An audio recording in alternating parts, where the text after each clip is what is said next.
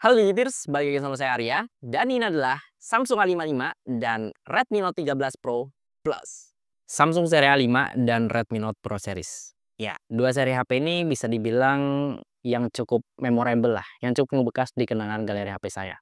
Apalagi waktu saya dapat kesempatan buat pergi ke Tanah Suci ya, sekitar 4 tahun yang lalu, tahun 2020. Waktu itu kebetulan saya lagi bawa Samsung A51 dan Redmi Note 8 Pro. Nah, di zamannya, dua seri HP ini bisa dibilang cukup kontras, karena ya beda harga, beda juga target pasarnya. Tapi yang cukup bikin saya kaget sih pas saya bikinin video keduanya nih, itu tuh nggak tahu kenapa rame banget kolom komentar. Seakan-akan perbedaan kedua HP itu tuh kayak nggak jadi masalah ya. Dan malah jadi duel tersengit yang pernah kita buat di channel Gadget Gaul. Nah, tahun ini kita bisa ngelihat Xiaomi ngeluarin Redmi Note 13 Pro Plus. Varian termahal sekaligus tercakepnya seri Redmi Note yang pernah ada. Karena ya ini baru pertama kalinya Xiaomi Indonesia masukin resmi varian Pro Plus. Nah, kalau kita ngelihat dari segi harga dan penampilan, ini HP emang agak nyenggol tipis-tipis Samsung ya, khususnya Samsung A55. Jadi kalau kita ngelihat HP ini memang bukan lagi Redmi Note Pro biasa yang cuma ngejar performa kencang doang, tapi budget makeupnya juga rata kanan. Nah, beberapa bulan lagi kita mungkin bisa ngelihat model terbaru dari kedua HP ini. Dan kalau kita ngelihat di lapak-lapak online, harga keduanya juga udah mulai turun tipis-tipis. Di harga 5 sampai 5,5 jutaan. Akhir tahun ada budget 5 jutaan, mending ambil Samsung A55 atau Redmi Note 13 Pro Plus. Yuk kita bahas. Saya paham selera orang sama desain HP itu beda-beda. Jadi ya kita nggak bisa ngomong kalau layar lengkung di Redmi Note 13 Pro Plus ini lebih cakep atau frame metal di Samsung A55 ini lebih berasa mahalnya. Jadi ya balik sama tangan masing-masing aja. Tapi kalau tangan saya pribadi sih jujur bodi Redmi Note 13 Pro Plus ini memang lebih ringkas, lebih enteng, dan ya lebih handy lah di tangan ketimbang Samsung A55 yang memang kerasa bongsornya. Nah, layar lengkung di Redmi Note 13 Pro Plus ini juga ngasih kenyamanan ya kalau kita pakai buat nonton streaming. Karena ya pengalaman full screen-nya lebih dapet, bezelnya kerasa lebih tipis, dan HP ini juga bisa muterin film Netflix atau series itu di format yang paling tinggi alias Dolby Vision. Ya dari segi visual memang Redmi Note 13 Pro Plus ini menang banyak ya. Kontrasnya oke, terus warnanya gonjreng, jadi ya relatif lebih enak buat maraton streaming. Tapi tahu kan resiko layar lengkung kayak gimana? Ya, ngeri sih kebentur sana sini. Dan kalau kita mau nyari tempered glass buat layar lengkung itu nggak segampang nyari tempered glass buat layar flat kayak di Samsung A55. Terus kalau untuk kameranya gimana nih? 200 megapiksel versus 50 megapiksel. Kalau kita cuma ngedolin angka doang, memang kerasa jomplang banget. Tapi mending kita langsung lihat aja hasil fotonya berikut ini. Untuk foto-foto outdoor dengan cahaya melimpah, kamera Redmi Note 13 Pro Plus ini cenderung punya karakter warna yang gonjreng dan agresif. Hampir semua warna yang mencolok itu disikat dengan saturasi yang tinggi. Sekilas mungkin kelihatan lebih hidup ya, tapi jadi kurang fleksibel kalau butuh diedit-edit lagi di belakang. Kalau untuk foto-foto point and shoot, memang sih shutter speed di Samsung A55 ini berasa kurang satset. Dan kadang tuh HDR-nya juga nggak seagresif punya Redmi Note 13 Pro Plus. Tapi ya karena warnanya nyolok tadi di kamera utama, pas pindah ke ultrawide, di Redmi Note 13 Pro Plus ini tuh jadi berasa jomplang banget. Pucatnya tuh kelihatan dan sekilas ultrawide Samsung itu di sini lebih proper. Nggak cuma porsi warna yang pas, ultrawide Samsung A55 memang punya level yang agak berbeda ya dari ultrawide HP Android kebanyakan. Tajamnya tuh masih dapat di 12 megapiksel dan wide-nya itu beneran lega.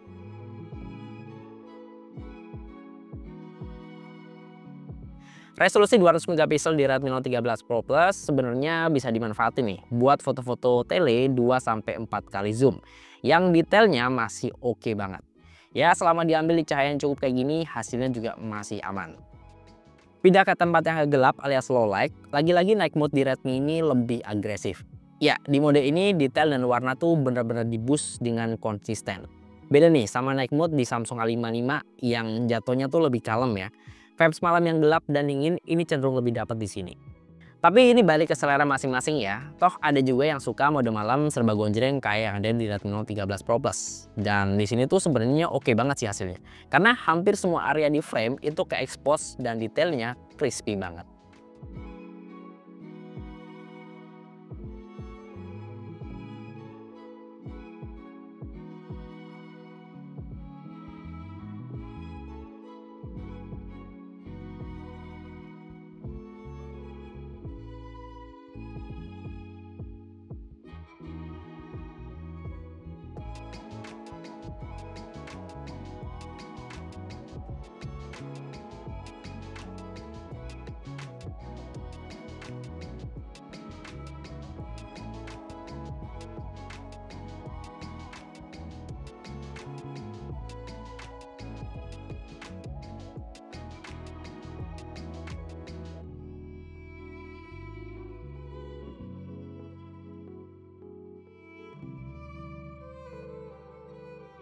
Tapi lain cerita ya kalau dipakai buat konten video. Hampir semua lensa di Samsung A55 ini tuh udah optimize buat ngerekam video yang proper. Dan semuanya tuh diratain di resolusi 4K yang super tajam. Nggak cuma menang resolusi yang rapat dan tajam, stabilisasinya juga masih oke banget ya biar dipakai sambil jalan. Dan yang paling saya suka kalau pakai Samsung itu tuh kita bisa gonta-ganti lensa pas lagi ngerekam. Nggak cuma gonta-ganti lensa dari kamera utama, ultrawide, tapi juga bisa pindah ke kamera depan. Cuma ya paling problemnya tuh masih ada jeda sih pas lagi transisi antar kamera.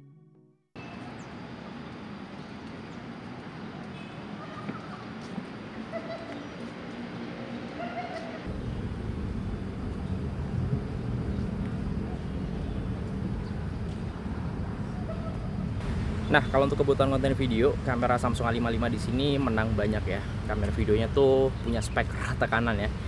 Dan udah sama-sama bisa rekam 4K, nggak cuma kamera belakang, tapi juga kamera depan kayak gini.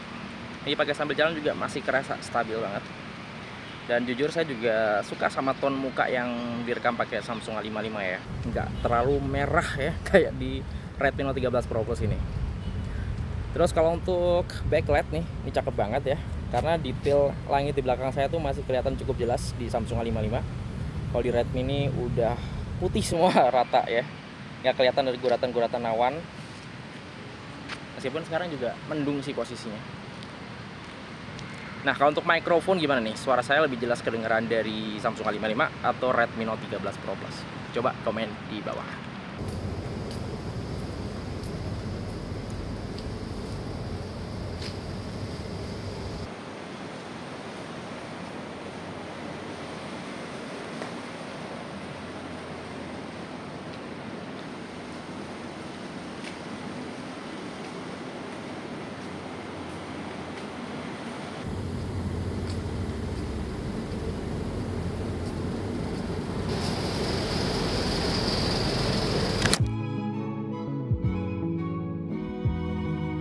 Terus kalau untuk performa gamingnya gimana nih? Sebenarnya chipset Dimensity 3200 dan Exynos 1480 ini tuh masih beda-beda tipis ya performanya. Kayak misalnya kita pakai buat mabar PUBG Mobile, keduanya udah bisa digas up to 60 fps ya, jadi smoothnya dapat. Paling kalau Anda lebih ngejar grafis yang lebih real ya, kayak misalnya grafis HDR, sementara baru dibuka di Redmi Note 13 Pro Plus sih. Untuk kontrol gyro juga sama-sama mantep, dan respons layar sentuhnya juga beda tipis. Touch sampling rate di Redmi pas saya cek ini menang tipis di 300 Hz. Terus kalau buat pusing Mobile Legends, dua-duanya udah bisa digas up to 120 fps dengan grafis yang paling cakep di ultra-ultra.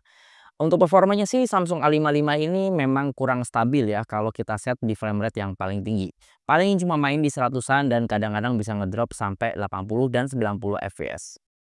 Main Genshin Impact pakai settingan paling nyiksa juga masih bisa jalan di 40-an fps. Kalau buat traveling keliling map sih udah cukup playable ya. Paling pas battle aja yang mulai ngos-ngosan. Padahal ya udah sama-sama dinyalain mode game atau mode performanya.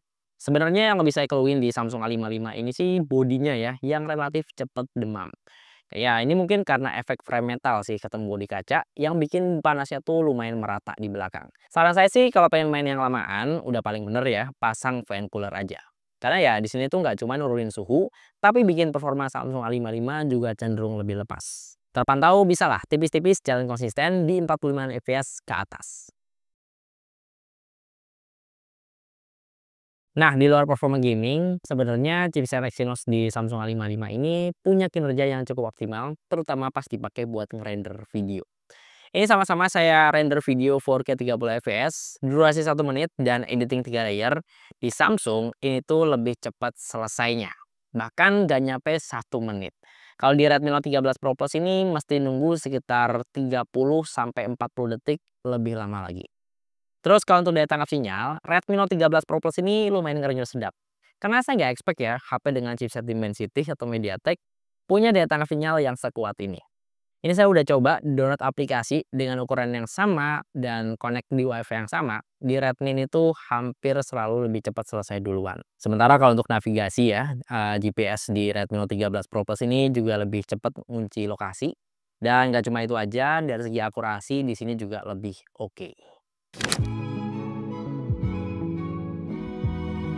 Ya, dari tadi kita udah ngomongin soal hardware, dan hardware.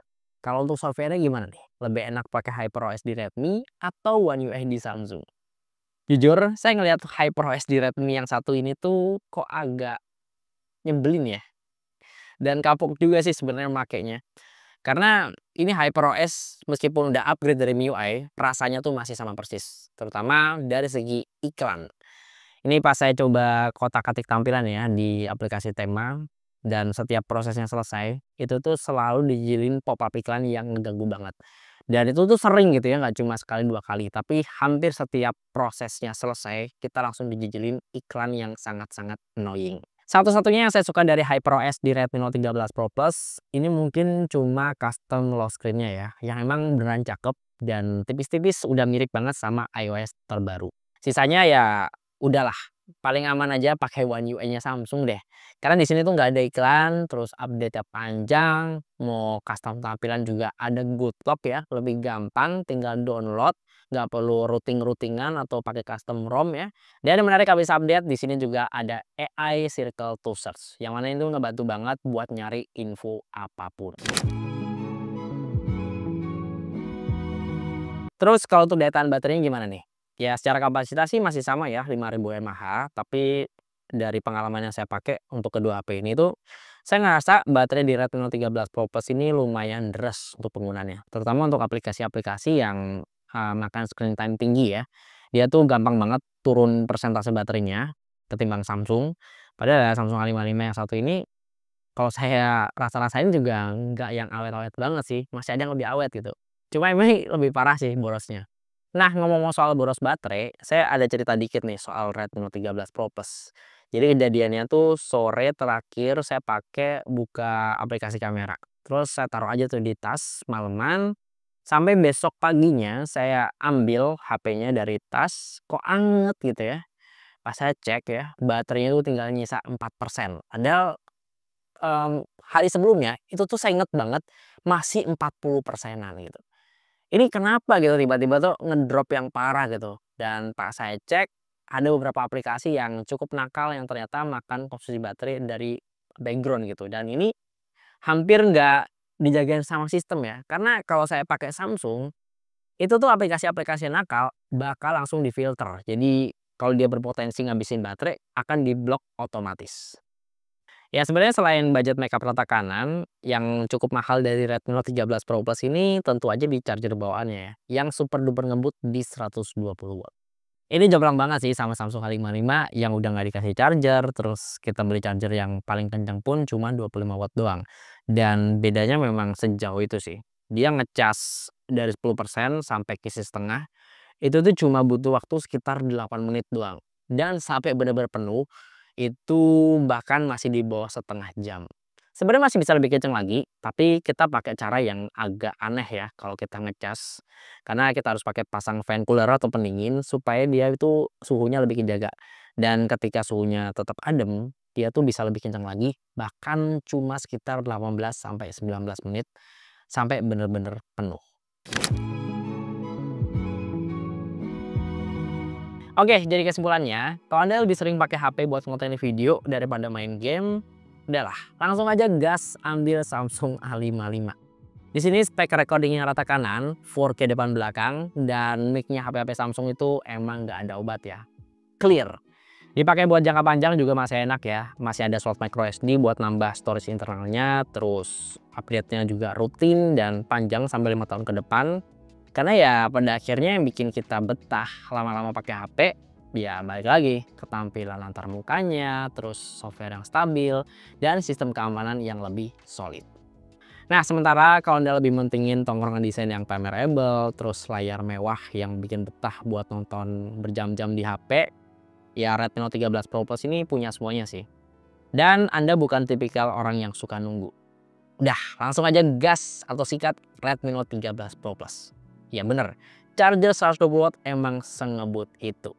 Jadi ibaratnya Anda tinggal nonton drakor di TV ya, satu episode, belum kelar episodenya, ini HP udah penuh duluan.